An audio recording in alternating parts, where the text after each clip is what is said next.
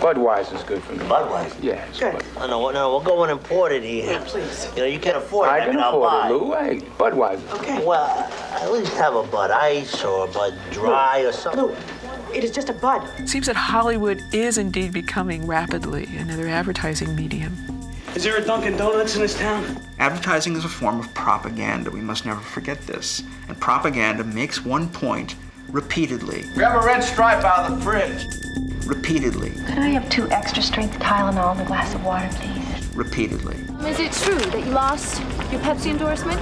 When you look at the way movies are made today, you almost should be in the aisles of a supermarket. They're so closely connected to selling products. See that Coke can on top of the alien craft? When advertising and marketing are the defining logic of an age, it affects everything, including the movies.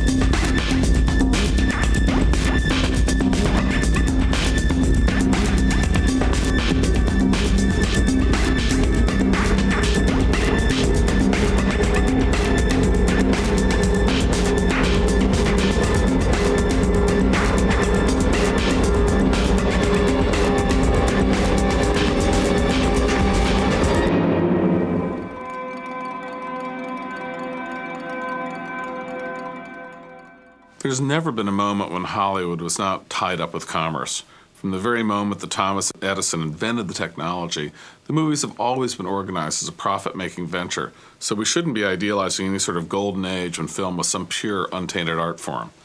But having said that, nonetheless, in the last 30 years, there's really been an institutional shift that's integrated movie making into the much broader industries of marketing, advertising, and selling products. I call this shift hyper-commercialism. And what I mean by that is simply that the whole process of selling and promoting, commercializing, has permeated every nanosecond, every pore of our culture. So advertisers are looking for any place that is not already cluttered with other people's messages, and the movies are perfect for that. You know, there's a fairly long history of these kinds of placements. Back in the 1950s, for example, the De Beers Company used to bribe scriptwriters to prominently place discussions of diamonds as engagement rings into the dialogue of Hollywood films. Here's your engagement present, darling.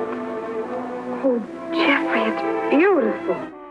Early placements were mostly informal arrangements, and they really weren't that frequent.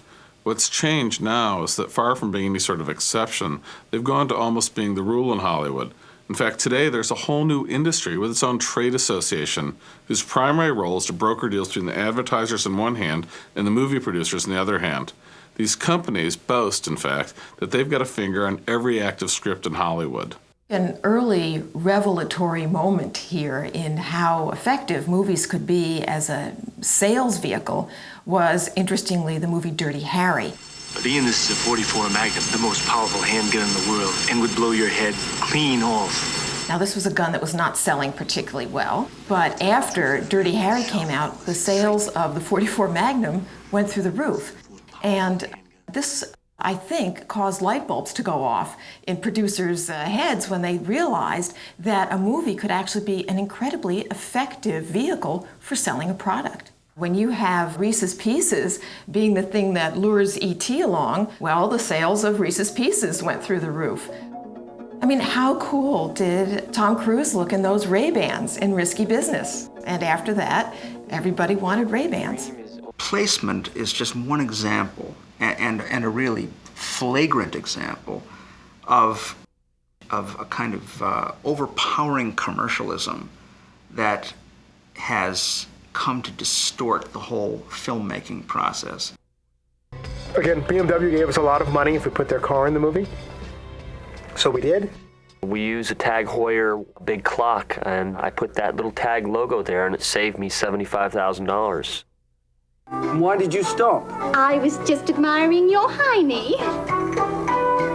You've got a film like, for example, The Faculty, which had its trailer directed by Tommy Hilfiger, who also designed all the clothes of the characters in the film.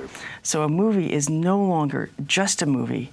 It's the book, the comic book, the soundtracks, the licensing ventures, and whatever else this particular company happens to be involved in. Characters are created because they're, in Hollywood's terms, particularly toyetic. They lend themselves to toys. Today, it's virtually impossible to make great movies. Once the marketing people get done with it and the focus groups get done with it, virtually all the integrity, virtually all the creativity is stripped out of the process. We've seen this happen in television, and now we're looking at it take place in films. The question we have to ask is, are we going to allow film to be hijacked like this by advertisers and corporations into the future?